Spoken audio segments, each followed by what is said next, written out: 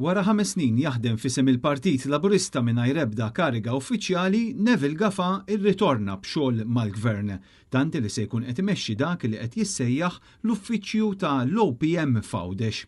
Dan l-uffiċċju jinsab fix-Xewkija u minnu Neville Gafa se jkun qed imexxi aġenda li qed titqies kruċjali għall klikka estremista tal-Labor. Bir-raġuni ewlenija wara din il-mossa tkun marbuta man nuqqas ta' ħeġġa li qed jaraw miċ-Ċentru Nazzjonali fil-mod kif qed jaħdmu l-Ministri Laburisti, tanti li issa tefgħu lil Gafa biex isus fuqhom. Din il-mossa saret wara li fi kliem Gafa stess l-elettorat ċibat messaġġ lil Partit Laburista fl-elezzjoni tal-MPs tas-sena li għaddiet. Il-Partit u l-Gvern avviċinani u qalli biex nibda inservi nerġa' lilkom Għawċin tistgħu tiġu tiltaqgħu miegħi l-uffiċċju li kelli x-Xewkija.